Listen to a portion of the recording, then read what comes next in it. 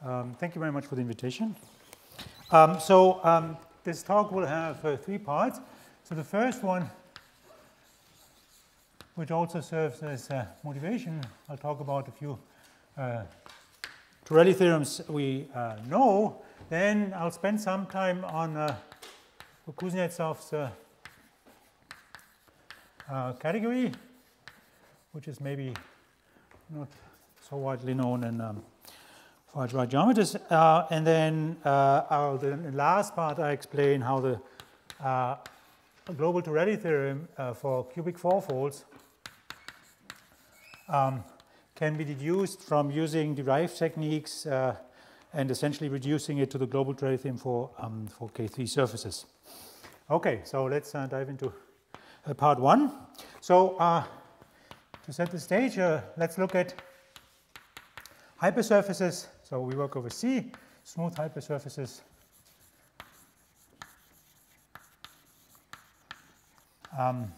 Of dimension n, so in Pn plus 1 and degree d.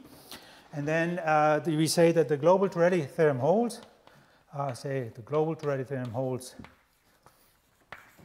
for x and x prime if x and x prime are isomorphic, if and only if there exists a Hodge isometry between the middle primitive cohomology, so an isomorphism of Hodge structures compatible with the intersection form that we have on the middle cohomology. And the classical theorem here is mainly due to Donaghy, dating back to 83, and then plus contributions by Cox and Green, which says that the global Torelli holds for generic hypersurfaces in essentially all the cases. So you have to exclude a few numerical cases, which I will state explicitly. So this is global Torelli holds for generic x and x prime, unless, except possibly in the following 3 cases. And then we put them here. The first case is where d is 3 and n is 2. The second is where d is 4. Is 4 and divides n, right? And the third case is where d divides n plus 2. Okay. So the global Torelli theorem definitely is false in the first case. In this case, so that's not only potentially a counterexample to the global Torelli theorem, it does fail because cubic surfaces in P3, the Hodge structure on H2 has only parts of type 1,1, so there is no interesting Hodge structure, so it cannot distinguish 2 different non-isomorphic cubics. I have nothing to say about the second case, so I will concentrate on this case d divides n plus 2. Okay. So let's first let's look at the first example. So first examples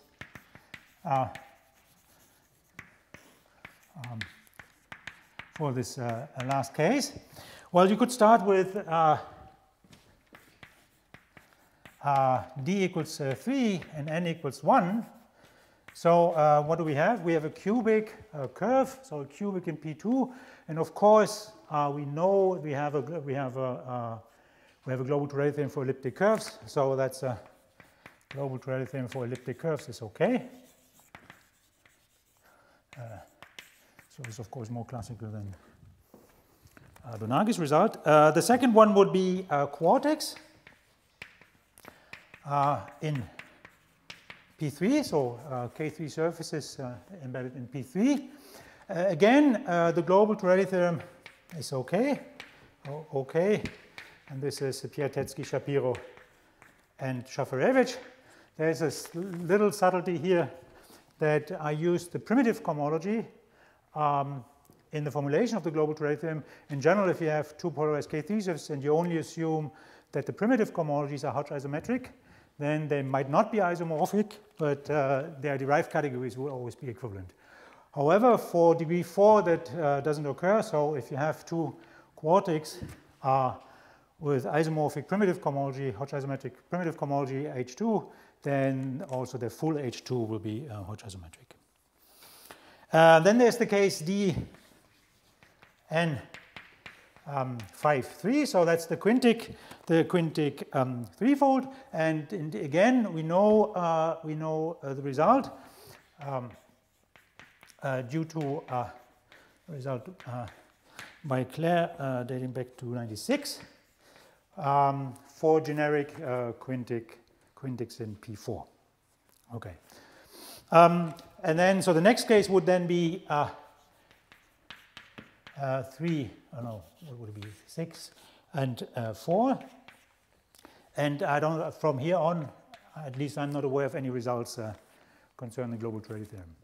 All these cases here, in all these cases, X is actually Calabi-Yau. Okay.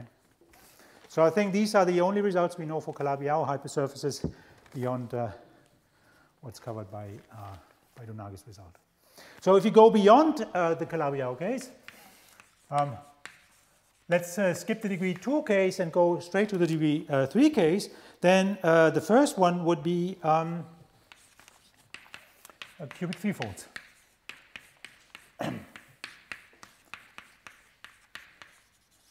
I'm sorry, cubic fourfolds. And again, the global Torelli theorem is known.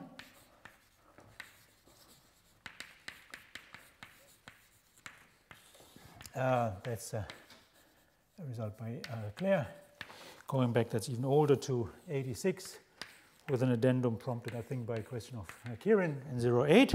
And it says that if two cubic fourfolds are isomorphic, so you don't need to assume generic anymore, if and only if there exists a Hodge isometry between the middle cohomology, so here middle is in degree 4. And of course, we have seen these things in previous talks when people talked about, Gabi talked about model space of cubics. And in the proof, Claire uses the global Torelli for K3s of degree 2, and then goes from there. So for this result, we have other proofs, which are more recent. So there is Loyenger's proof from whatever 09, who uses cubics with ordinary double points, so replaces those. So Claire works with cubics containing planes, giving rise to degree 2 K3 surfaces, and that's replaced by cubics with ordinary double points. And then the shortest one is by François Charles from 2012, which reduces the statement to the global Torelli theorem of Verbitsky, and then the polarized version of Markman. Roughly shows two cubics are isomorphic if and only if there's a polarized isomorphism between the Fano variety of lines. These things are hyperkiller fourfolds. Deformation equivalent to Hilbert schemes. Often they are actually Hilbert schemes of 2 points on a K3 surface. And then the polarized global Torelli theorem for hyperkiller fourfold says this is the case if and only if the way two Hodge structures primitive of the two Fano varieties of lines are Hodge isometric. And as Bouville and Donaghi have observed long before, this is isometric to the primitive middle cohomology of the cubic on both sides, and that proves the result via the global Torelli for hyperkiller fourfolds. Okay, and I'll try to present a proof of the global Torelli theorem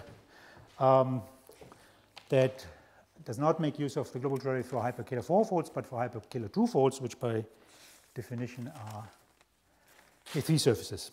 Okay, So I want to stress one thing that goes into the proof. So the idea of Donagi's proof, he uses what's called the Yau theorem, saying that two hypersurfaces are isomorphic if and only if their Jacobian rings are isomorphic as graded C star algebras. So the Jacobian ring of the hypersurface X is the quotient of the coordinate ring of the projective space by the partial derivatives of f. So f is the defining equation for x here. I divide out by, so the coordinate ring of x itself is a quotient ring of this, of course, and I divide out by these partial derivatives, then I get the Jacobian ring. Okay. We know by Macaulay that this Jacobian ring has a very nice structure. So the Jacobian ring is a Gorenstein of degree sigma. So multiplication, so we know multiplication defines a non-degenerate pairing between Ji and J sigma minus I going to J sigma, which is one-dimensional, where the sigma here is n plus 2 divided, is it n plus 2, n plus 1, n d minus 2, n plus, where is it? Yes, correct. N plus 2 times d minus 2. Multiplication defines non-degenerate pairing on the Jacobian ring. And then the Donagi's proof relies on using the local Torelli theorem and the identification of certain parts of the Hodge structure in terms of the Jacobian ring. So then use that, first of all, the part that's in degree d of x parameterizes first order deformations of x, and then this I have to copy the ith part in the Hodge filtration of x is isomorphic to a certain part of degree ti of the Jacobian ring, where t is n minus I plus 1 times d minus n plus 2.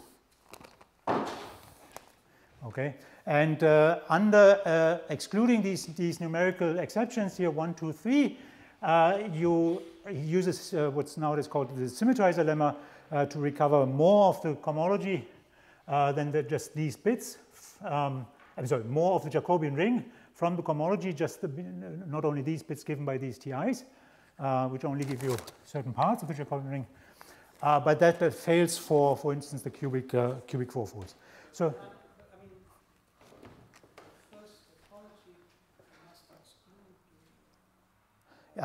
Some low cases like d equals 2 or something. Or quartics, no, quartics not. Quartics fine. No, because you only get polarized deformations. I'm sorry. Yes. Okay. Yes. Okay. I agree. That's true. I need d smaller than n plus 2 and probably bigger than 2 or something. Yeah.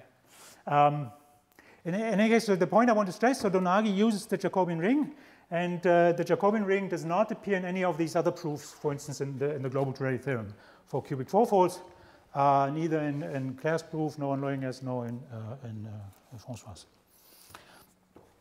Okay, so this was part 1, and now I'll spend some time on Kuznetsov's category. So somehow I presume that most of you have heard about these Torelli theorems, are kind of familiar with the Hodge structures and so, but maybe fewer know about Kuznetsov's category. So I start with a smooth cubic.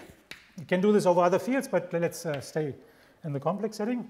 So you start with a smooth cubic. You can also do this more generally, but let's do this for, well, no, let's be a bit more general. N plus 1 of degree of degree D. Okay. Then I look at the bounded derived category of coherent sheaves, which I just call dB of x. Okay. And then I look at these line bundles O, so the structure sheaf, up to OM, where M is my abbreviation for n plus 1 minus D. So these are line bundles on X, so in particular they're coherent sheaves, so I can consider them as objects in dB of X. And then Kuznetsov defines what he calls the right orthogonal complement of these line bundles and uses the letter AX. So this is this orthogonal complement. And so what is this? By definition, I take all objects in dB of X that receive no homomorphisms from any of these objects, even after shifting. So hom I O j E is 0 for all I and for all j that occur here, so from 0 to m. Okay. And this defines a full triangulated subcategory.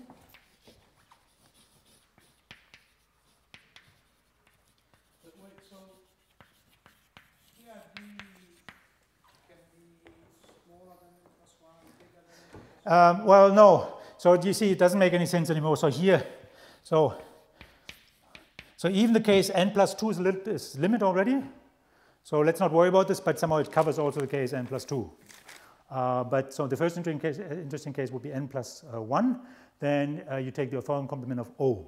So it's strictly smaller. Okay. So that's a full triangulate subcategory.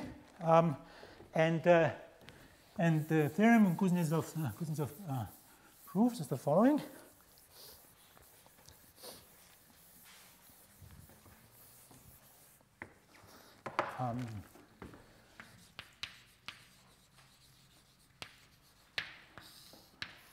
He proves that this category AX is a Calabi-Yau category. AX is a Calabi-Yau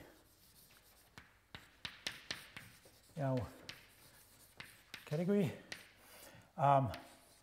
of dimension sigma divided by D. So sigma is still the same number here, so it comes up here, so there is something interesting already. So where sigma is as before, n plus 2 minus d minus 2. And of course, the dimension should be an integer, so that there has to be a condition on d, and the condition is that d divides n plus 2. So if d divides n plus 2, so we see two numerical conditions I had on the board before, purely in terms of the global Torelli theorem, appearing in this theorem. One is this dimension, so sigma divided by d. So sigma was the degree of the Jacobian ring in general. And this condition d divides n plus 2 is exactly the condition 3 that we had to exclude from Donagi's theorem. Okay. So this theorem as such is maybe 10 years old. But only last year, Kuznetsov published a very nice preprint where he has like a unified approach that not only covers this case, but two other major cases. Nevertheless, I would say somehow the proof is nice, but somehow you can follow it easily from line to line, but somehow to get a good feeling why this is eluded me for a long time. And I hope to convince you that somehow there is a way to understand this more systematically. Okay, so maybe one word for those who are not used to this. What is a Calabi-Yau category? Calabi-Yau category is, once you're on a Calabi-Yau variety, you have Serre-duality that gives you a pairing between, so think of the usual Serre-duality pairing for Calabi-Yau varieties, using that the canonical bundle is trivial, and that if you translate this in terms of the derived category, that means that you have natural isomorphisms between homomorphisms from any object, like sheaves or complex of sheaves from E to F, and from hom to F, E, and then shifted by the dimension, which would be sigma divided by D, and then dual. And this is, so there exist these homomorphisms for all E and F, and of course they should be functorial.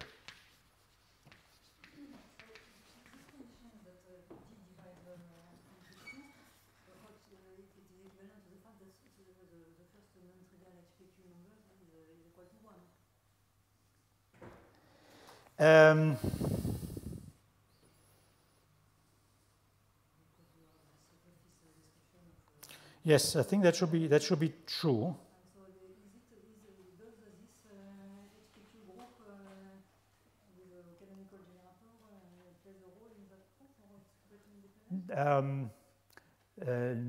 No, neither in Kuznetsov's proof nor in the proof I'll show you, bizarrely. Also, it's not so a priori. There could be other cases which are not covered by this, where you get a Calabi-Yau category. So there's no if and only if. I don't expect it, but a priori I don't know. Okay, so this category comes with one additional structure, namely an out-equivalence. So by definition, it's a full subcategory of a triangulate category. So it comes with a shift functor. I can still shift complexes that happen to be contained in AX to the left and right, and still have objects in AX. But there's another equivalence, and you should not confuse the two. So there exists the natural out-equivalence.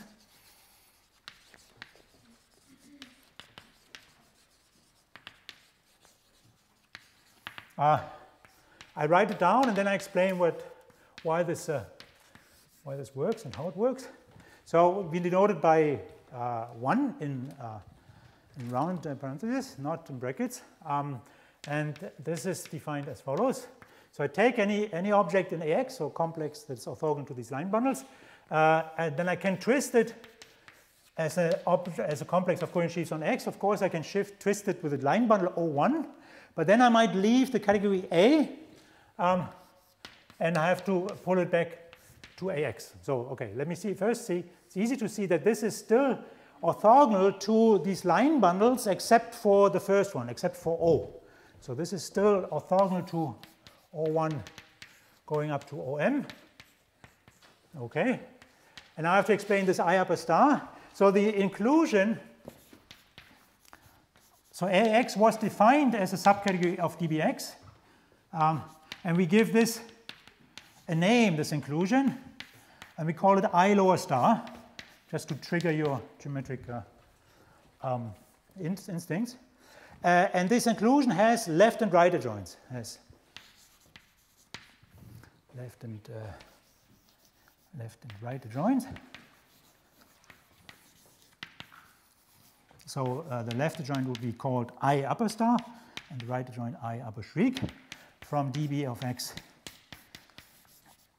AX. So here we only need I upper star, and we just project this thing back to the category AX. Okay. So this is in fact an out-equivalence. Why it is an out-equivalence, if we define it like this, it's not obvious at all. And also why I choose this strange notation for it is also not clear. And this comes from interpreting AX as a category of matrix factorization. And I didn't want to talk about matrix factorization at all. And in fact, we managed now. So I gave a version of this talk twice already. So some of you have seen some version of it already. And then I was stressing this connection to matrix factorization. And then at some point I was asked, why do I really need this matrix factorization? And we took the opportunity somehow to clean our paper completely, so there's no matrix factorization anymore in the paper. And that's why I won't mention them at all anymore.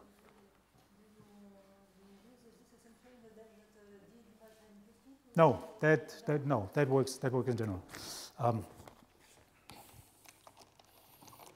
Okay. So now the plan is I now give you one theorem. I have to define the Hochschulkommage of this category to give you the theorem, and then I'll say more about these categories, because I think it's good somehow to popularize these techniques.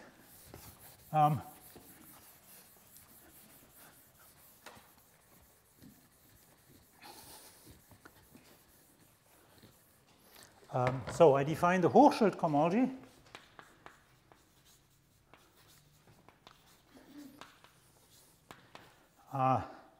of this pair. So I'll consider AX plus this outer equivalence. So don't be afraid of the name, and just tell you what this is. AX 1. So the first naive definition would be, well, I'm interested in how this functor, so I could also compose it with itself, interact with each other. So I'm interested in the homomorphism from the identity. So these are homomorphisms of functor transforms from the identity to, maybe I should have put this here. So of course I can compose those things. And then I denote this by L in parentheses. And by composition, this is actually a graded ring. So I sum over L, that's a graded ring. Okay. So again, here I have two functors, the identity and the composition, the power of this distinguished outer equivalence. I look at the homomorphism between the two. By composition, I can give this a ring structure, and that's what I call the Hochschritt cohomology. So that will be the naive definition. Unfortunately, life is a bit more complicated. I have to view these not just as functor transforms, but I have to look at the Fourier-Mukai kernels that are behind these things and look at the morphisms between the Fourier-Mukai kernels. I'll explain this in a second. So this has to be read as morphisms between the corresponding Fourier-Mukai kernels of these functors. And there really is, unfortunately, there really is a difference.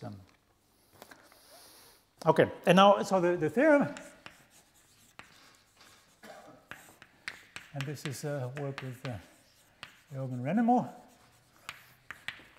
says the following. So if D is at most n plus 2, then there exists a homomorphism, a surjective ring homomorphism of graded algebras from the Jacobian ring of X. So of course X is a smooth hypersurface of degree D in Pn plus 1. And I go to the Hochschritt cohomology of this category AX together with this outer equivalence, distinguished outer equivalence. And for under Kuznetsov's condition that D divides n plus 2, this is actually bijective. This is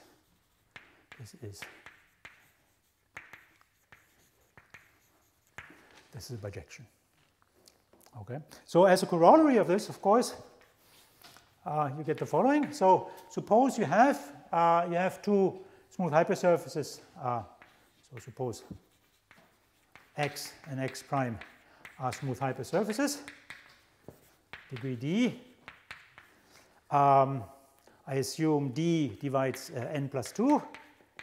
And I assume that their categories AX are equivalent. And I want this equivalence to respect the outer equivalence I have for each of the two categories. So I write this like this.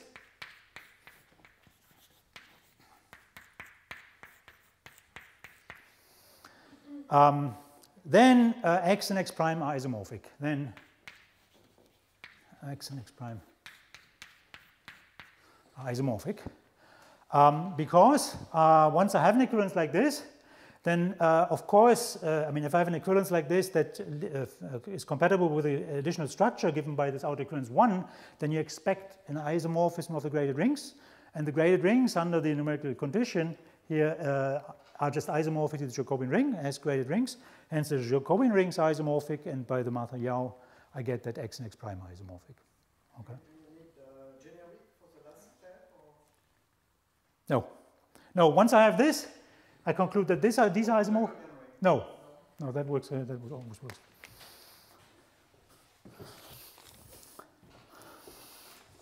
Okay. So is it clear what I mean by this outer equivalence here? So maybe. So that means I have an outer equivalence of these between these two categories, which commutes with the distinguished one, which I have on both sides.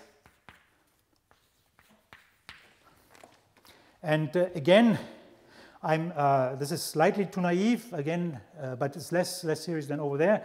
I need this actually not on the level just of categories, but on the level of Fourier-Mukai kernels.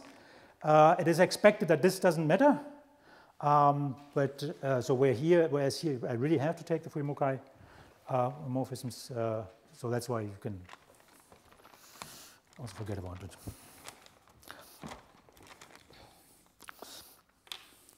Okay, So now my idea was, instead of like going into the proof and then telling you how exactly we're using this corollary to prove a global Torelli theorem for K3, for cubic fourfolds, spend some time on the category AX itself and explain a little bit of the machinery that you have to use to study this.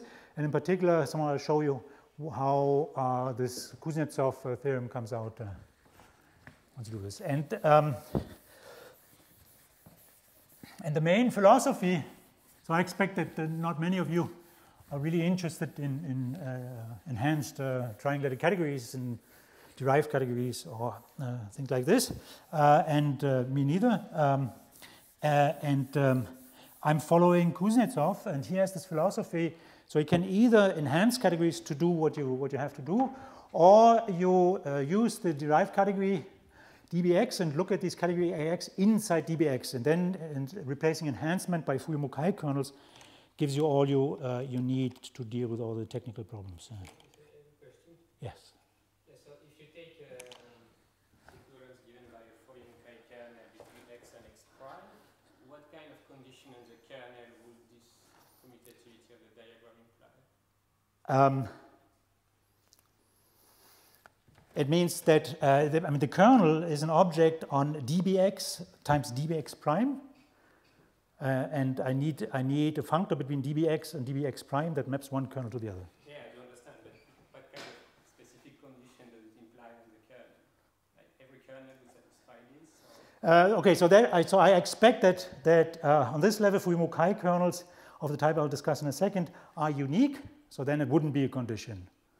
But this we don't know. Some of the standard results by Bonn and Orloff we don't know for this category AX. For instance, AX we don't know whether it has a bounded T structure and things like this. So can you carry this theory out also for hypersurfaces and projects of projective spaces like Schumann P or things like that? Yes. Well, I mean. These theorems, you expect them to be some version of this? Yes. So Kuznetsov has three examples where it can carry this out.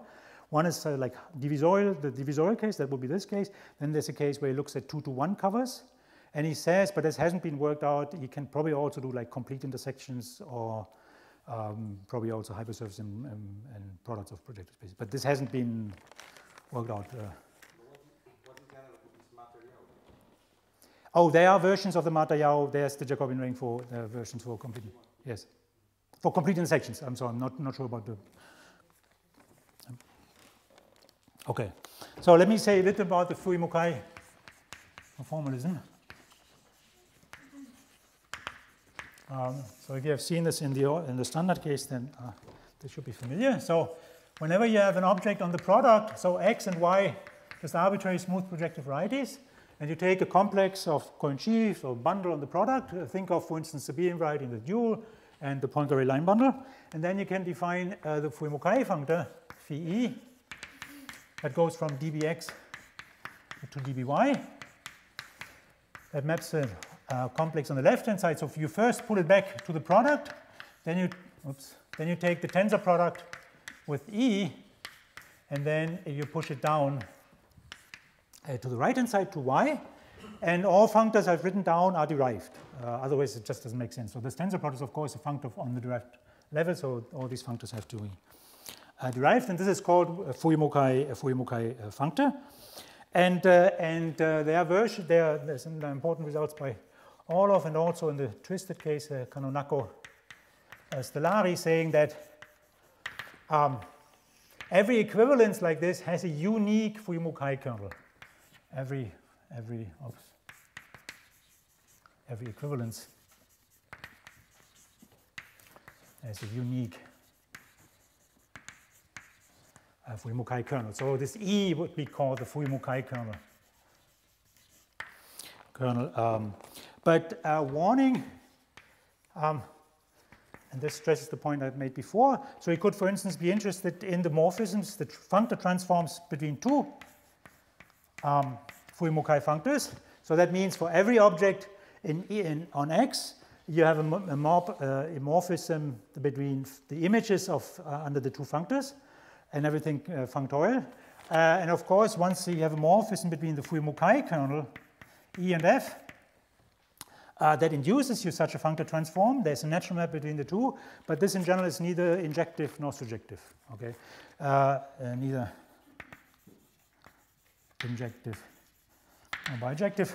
And for instance, you cannot really use base change for these things, but you can do base change for those. So this is the thing you have to work with, and this is you could also abbreviate by the homomorphism between these two functors with an FM, as I done here. So this is the better thing to do. Now we are not in the case that we are looking at boundary derived categories of two smooth projective varieties, but we are in the case of this category AX. So here, for instance, we can look. I said so. I have the subcategory AX in the boundary derived category of the hypersurface. I have the projection AX, I upper star to AX, and I have the inclusion of the category which I called A lower star of X. A lower star on AX. Okay, so that's now a functor from dBx to dBx, and you could ask, is this a Fourier-Mukai functor? And so observe, this is.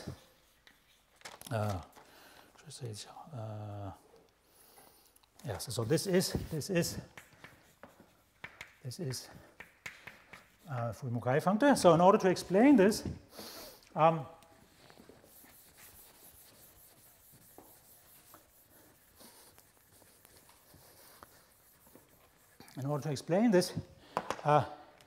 do something more general. Namely, I start with any. So there also exists the projection. Okay, let's see. There exists. I can look at the subcategory which I call AX, or with Kuznetsov calls AX minus M box AX. Okay, so this is a subcategory now of the product dBx times X, which is the subcategory of objects. So this is the subcategory that contains the smallest subcategory that contains all objects that are box products of these of objects in these two categories. So this is spanned by objects I minus M box F for E and F in AX. Okay, so Kuznetsov considers this and also shows there exists the projection. So also this is an admissible subcategory. So there exists the projection from dBx to this category. Oh, by the way, so this is, when you first see this, you might be a little skeptical because of, you know that on the product X times X, there are objects more complicated than just tensor products of things that come from the two sides, like the diagonal. And the trick here is, when I write this, you not only take like cones of morphisms and so on, but you also take direct summons. And like the diagonal is the direct summon of something that is built out of things that come from the two sides. Okay, and now I take any object in here, P, projected here, and this one defines automatically. So I take this. So this is still a subcategory of dBx times X. So I take the associated Fourier-Mukai functor that goes from dBx to dBx, but since now the kernel is in the subcategory, it actually factorizes over the category AX. And so put a phi bar here for J upper star P. So whenever the kernel happens to be in this subcategory, the Fourier-Mukai functor will factorize over a functor from the category AX to itself via the projection I upper star and the inclusion I lower star. Okay. And now this procedure you can do for the easy things that are there. So what are the easy kernels that are always there on any projective variety?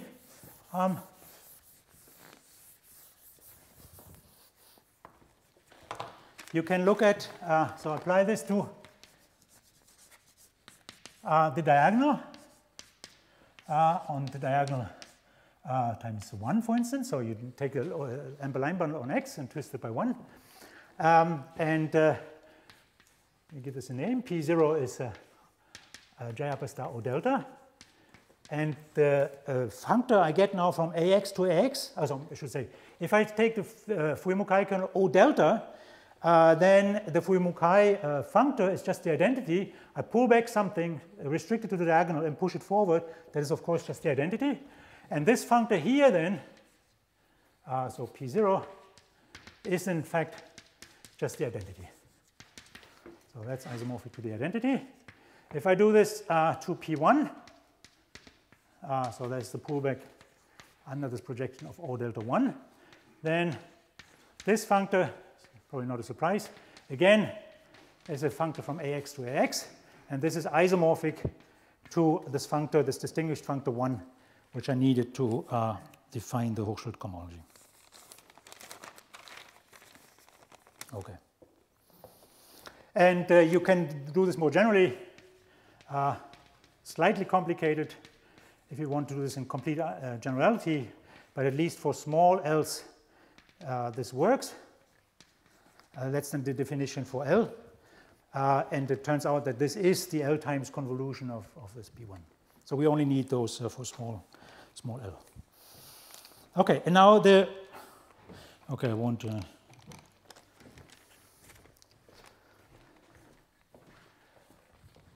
Okay, now the proposition that is behind Kuznetsov's theorem is the following.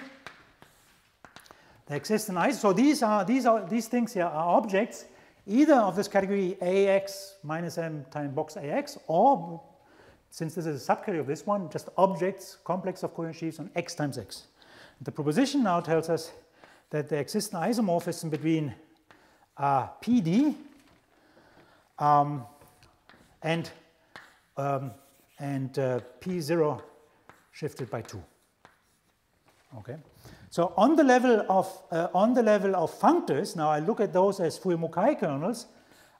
This implies an isomorphism between the functor degree shift d with a shift by 2.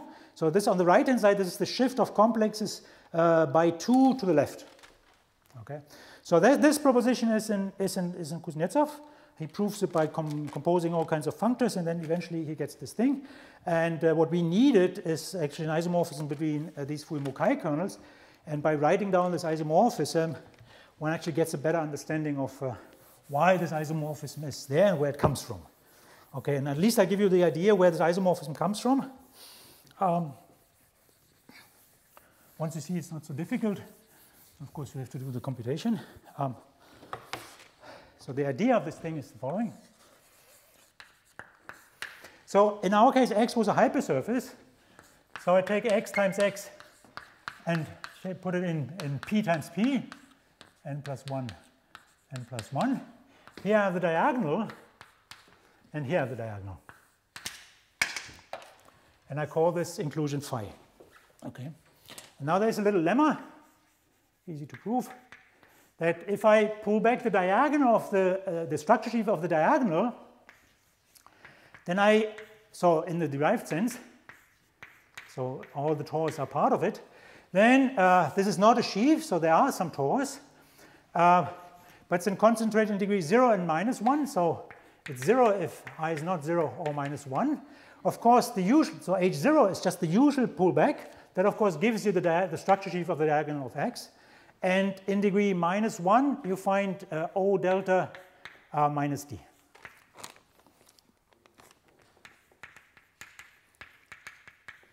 Okay, so that's an easy computation. Now rewrite this fact. What does it mean? So it means if I look at this complex, is only concentrated in degree 0 and minus 1. So I always have a map to the zeroth cohomology. So that is O delta. And then the kernel is the cohomology in degree minus 1, but shifted by 1 to put it in the right degree.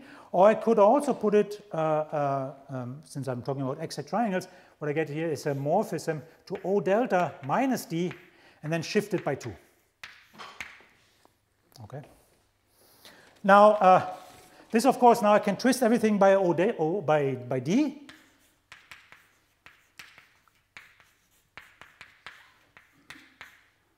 D O delta 2. And this is the thing I want. If I call this alpha, Then there's another lemma which uses the definition of these categories and so on, that shows that if I pull back alpha, now I'm on the product x times x.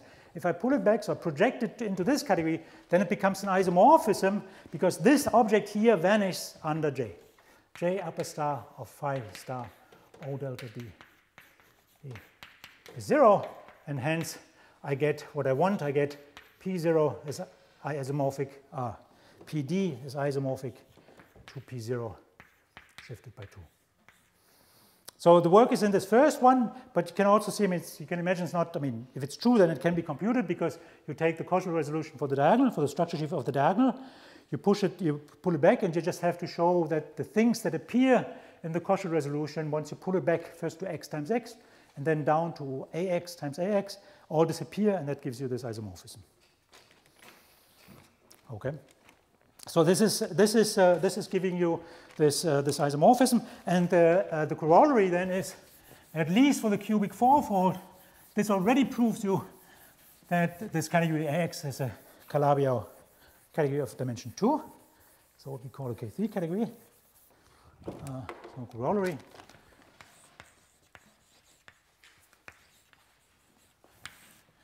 At least for d equals 4 and n equals d equals 3 and n equals 4.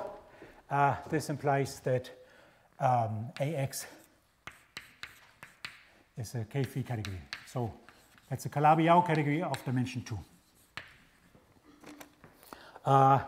The proof is you use this thing and you use the description of the Serre functor of the subcategory, which says, and that's it's an easy thing to prove, which satisfies this isomorphism, and you combine this with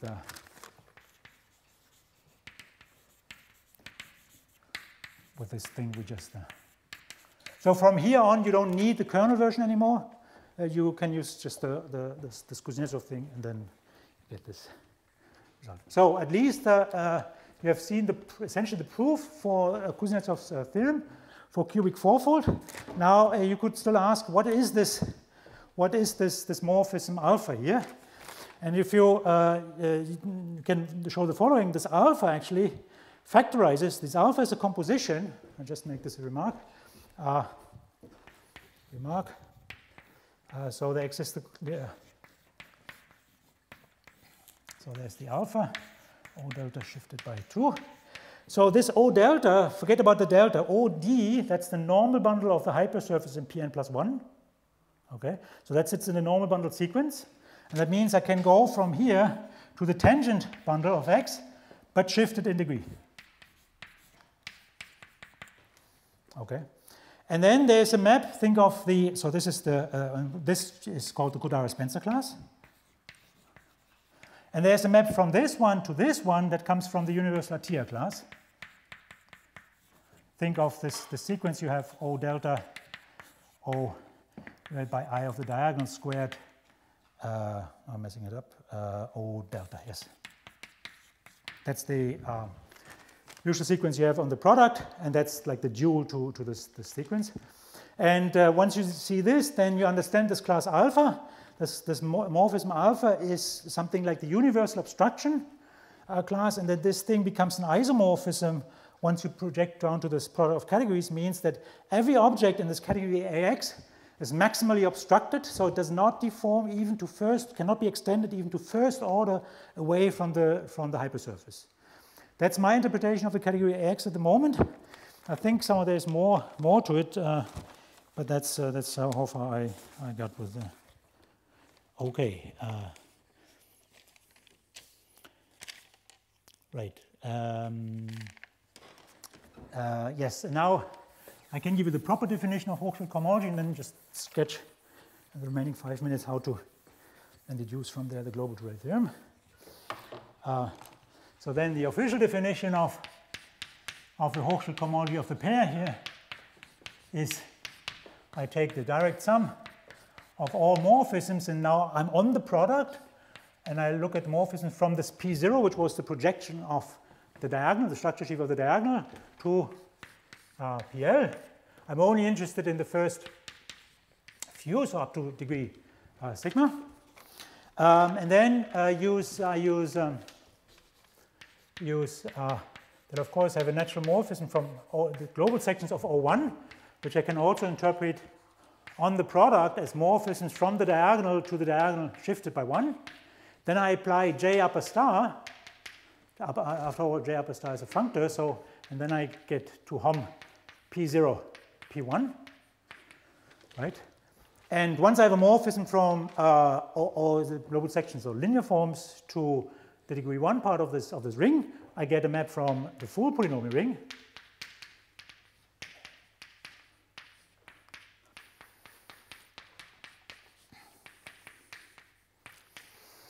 Okay, and now usually some of the idea why this should factorize over the Jacobian ring, which is a quotient of this thing here, would be to say something about matrix factorization, but the passage from derived category to matrix factorization is extremely complicated, and it's really hard to control. And in the end, we decided to stay on one side.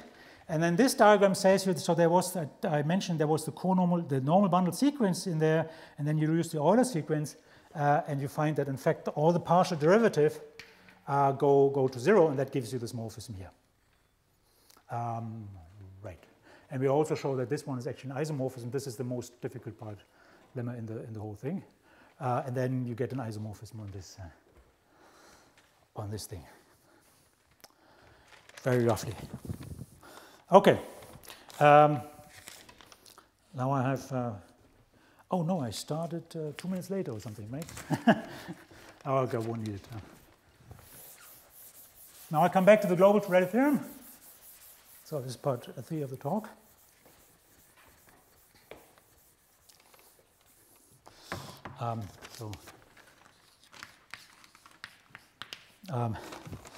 I mentioned, it's not here anymore, there was this corollary. Once I have an equivalence between the two categories, Kuznetsov's categories of two hypersurfaces, that is also compatible with this extra autoequivalence, then they are isomorphic.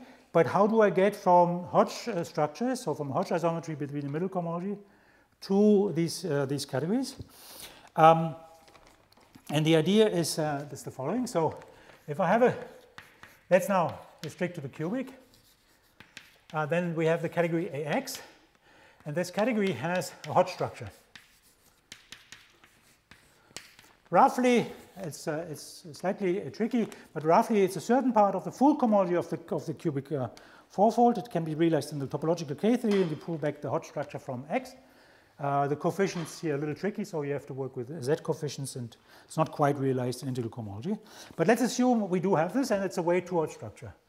Hodge structure of weight 2. Of course, the Hodge structure of the cubic is of weight 4, so there's a Tate twist involved, but that's easy.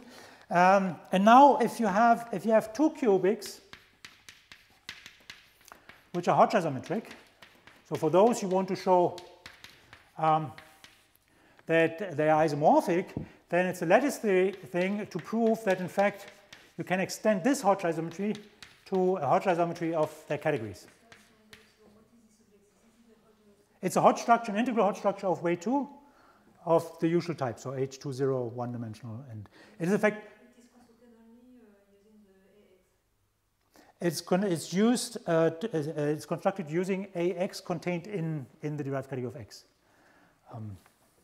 So there's work which I don't understand by Anthony Blanc proving the existence of general Hodge structures, but they're all rational. So here we do need integral Hodge structures, so I don't know how to get this otherwise.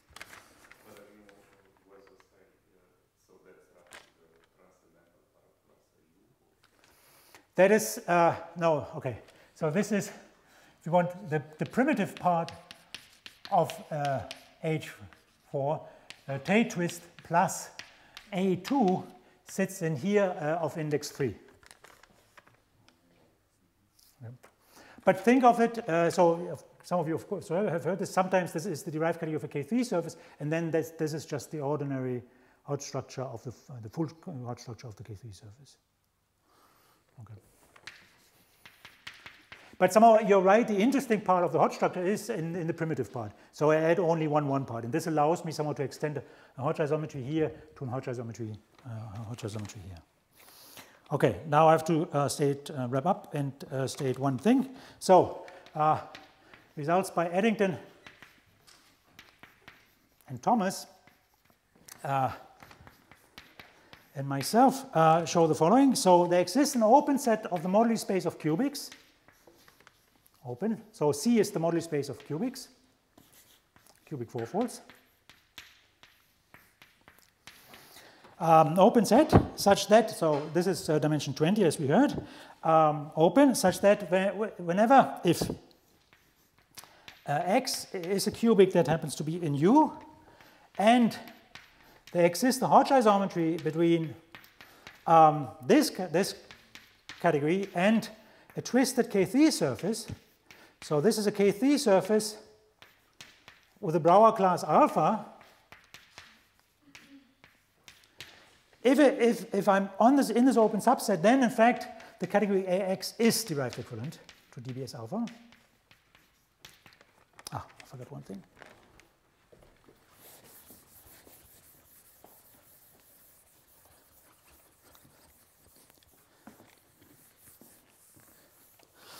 There's one thing, and then the second thing is results of mine with Macri and Stellari from a couple of years back that show that well, it's not quite this result, but I'm using this that the set of U prime in U for which I have this condition here, star, so X with star, and such that this category SR, this twisted K3 surface, is an easy K3, is an easy case, so with S alpha without any roots, without any -2 class, then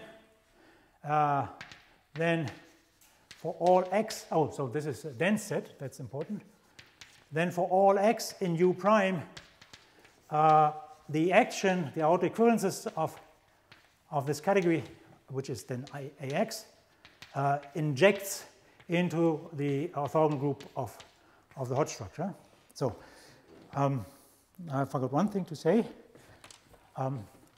When I said I can extend any given Hodge isometry between the primitive cohomology to an Hodge isometry between the Hodge structures of the K3 categories, I can do even better. Namely, I may extend it such that it is compatible with the commutes with this action, commutes with the action of this distinguished autoequivalence. This category comes with a distinguished autoequivalence. This one comes with a distinguished autoequivalence. The autoequivalence itself acts on a cohomology, and I can choose this Hodge isometry such that it commutes at least with the action on the level of cohomology. Okay. Now, there's no reason why, if something commutes on the level of cohomology, why it should commute on the derived category. But that is true if you know that the autoequivalence group actually acts faithfully on cohomology. Right, so this is what I'm using here. This is the fact. That's what I'm using here, that there are plenty of categories where I control completely the group of autoequivalences, and that tells me that once X and X prime are in this dense set U prime, I can lift this Hodge isometry here to an autoequivalence that actually commutes with one on both sides. Then their Hochschild cohomology is the same, then the Jacobian rings are the same, and then X and X prime are isomorphic.